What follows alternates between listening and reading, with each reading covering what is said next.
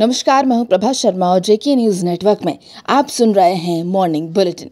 जी हां, चौतरफा विरोध के बाद झारखंड सरकार ने गाइडलाइन में राहत दे दी है, जिससे छठ व्रतियों की मुराद अब पूरी होती दिख रही है। लोक आस्था का महापर्व छठ बुधवार को नहाय खाए के साथ शुरू हो गया है। छठ व्रती स्नान ध्यान कर अरवा चावल, चने की दाल और कद्दू की सब्जी प्रसाद के रूप में ग्रहण करेंगी। गुरुवार शाम खरना अनुष्ठान के बाद व्रती और श्रद्धालु खीर का प्रसाद ग्रहण करेंगे। इसी के साथ 36 घंटे का निर्जला उपवास शुरू हो जाएगा। शुक्रवार को अस्ताचलगामी सूर्य और शनिवार को उदीयमान सूर्य को अर्घ्य दिया जाएगा। इसके बाद पारण के साथ छठ महापर्व संपन्न हो जाएगा। इसी बीच मंगलवार को छठ व्रतियों की मुराद पूरी हो गई है। झारखंड सरकार ने अपनी गाइडलाइन में संशोधन करते हुए शर्तों के साथ नदी, तालाबों और सार्वजनिक जलाशयों पर छठ महापर्व मनाने की छूट दे दी है। मुख्यमंत्री हेमंत सोरेन ने कहा कि मास्क लगाकर 6 फीट की दूरी रखते हुए श्रद्धालु नदी, तालाबों पर छठ महापर्व मना सकेंगे। कोरोना का अभी कोई इलाज नहीं है। सोशल डिस्टेंसिंग, मास्क और सैनिटाइजेशन अभी भी इसका बचाव है। हालांकि इससे पहले सरकार ने नदी, तालाब और डैम सहित सार्वजनिक स्थानों पर छठ मनाने पर रोक लगा दी थी। इसका चारों ओर विरोध हो रहा था। हेवी इंजीनियरिंग कॉरपोरेशन यानी HEC के 2200 कर्मचारियों को इस बार पूजा का बोनस बुधवार को मिलेगा। हर कर्मचारी को 7,000 रुपए का भुगतान किया जाएगा। इसे लेकर मंगलवार को HEC प्रबंधन और मान्यता प्राप्त मजदूर संगठन के साथ हुई वार्ता में ये समझौता हुआ। हटिया प्रोजेक्ट वर्कर्स यूनियन के महामंत्री सह इंटक के राष्ट्रीय सचिव राणा संग्राम सिंह ने बताया कि त्योहारी मौसम को देखते हुए मजदूर संगठनों की ओर से प्रबंधन से मजदूरों को वित्तीय वर्ष 2019-20 का बोनस अविलंब देने का आग्रह किया गया था। दोनों ओर से समझौते के बाद बोनस भुगतान पर सहमति बनी है। उल्लेखनीय है कि HEC अभी 100% क्षमता के साथ काम कर रहा है। कंपनी के पास अभी 615 करोड़ रुपए से ज्यादा का वर्क ऑर्डर है। समझौते के दौरान हटिया प्रोजेक्ट वर्कर्स यूनियन के लीलाधार सिंह, कर्ण सिंह, मोहम्मद नदीम अंसारी, राम मोहन बैठा और कंपनी के प्रबंधक प्रशांत कुमार, उप प्रबंधक विमलेंदु कश्यप और प्रबंधक PR संजय कुमार मौजूद थे।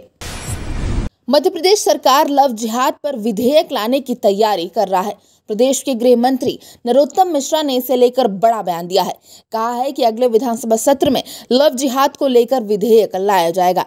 लव जिहाद विधेयक में 5 साल की सजा का प्रावधान रहेगा। साथ ही केस गैर जमानती धाराओं में दर्ज होगा। मिश्रा के मुताबिक विधेयक में लव जिहाद जैसे मामलों में सहयोग करने वाला भी मुख्य आरोपी माना जाएगा। इसलिए ऐसे व्यक्ति को अपराधी मानते हुए मुख्य आरोपी जैसे ही सजा होगी। वहीं शादी के लिए धर्मांतरण कराने वाले को भी सजा देने का प्रावधान रहेगा। मिश्रा ने बताया कि कई मामलों में देखा गया है कि युवतियां स्वेच्छा से धर्मांतरण कर शादी करना चाहती हैं। ऐसे मामलों को देखते हुए कानून में प्रावधान भी होगा कि अगर कोई स्वेच्छा से शादी के लिए धर्म परिवर्तन करना चाहता है तो उसे 1 माह पहले कलेक्टर के यहाँ आवेदन देना होगा। धर्मांतरण कर शादी करने के लिए कलेक्टर के यहाँ से यह आवेदन देना अनिवार्य होगा। इसके लिए कर्नाटक और हरियाणा ने भी कहा था कि वो लव जिहाद को लेकर कानून लाने पर विचार कर रहे हैं। और अब अगर बात करें राज्य में कोरोना हाल की, तो राज्य में कोरोना मरीजों की रफ्तार कम हो रही है, लेकिन राज्य में कोरोना नियंत्रण को लेकर चिंता की बात यह है कि राज्य में टेस्टिंग की रफ्तार घट गई है।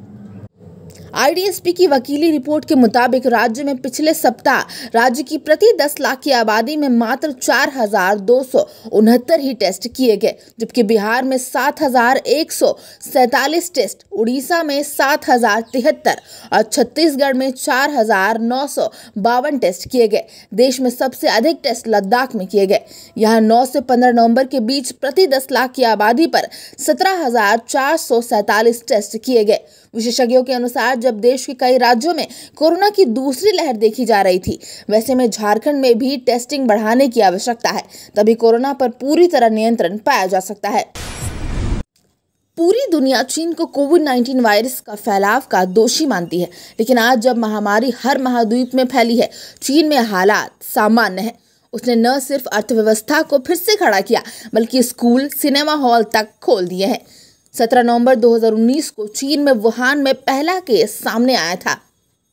हुबई प्रांत के अस्पतालों में पहुंचे शुरुआती मरीजों में ज्यादातर वुहान के हाउनान सी फूड मार्केट से जुड़े थे। तब तक स्थानीय स्वास्थ्य कर्मियों को ये समझ में आ चुका था कि ये रहस्यमय बीमारी संक्रामक है। फिर सख्त लॉकडाउन लगाकर महामारी को वुहान में ही रोक दिया। लॉकडाउन तो 23 अप्रैल को खुल गया था, मगर बड़ी चुनौती स्कूल खोलने की थी।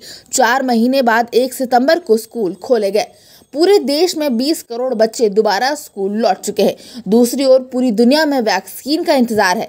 वहीं चीन में प्राथमिक ट्रायल के बाद ही 60,000 से ज्यादा लोगों को वैक्सीन दी जा चुकी है। वैक्सीन लगवाने वालों में ऐसे लोग भी हैं जो देश से बाहर जाते हैं। चीन ने अंतर्राष्ट्रीय यात्रा से पहले अपने नागरिकों का वैक्सीनेशन अनिवार्य कर दिया है। तो ये थी अब तक की कुछ खास खबरें। आगे और भी ऐसे अपडेट्स के लिए बने रहिए हमारे साथ जेके न्यूज़ नेटवर्क।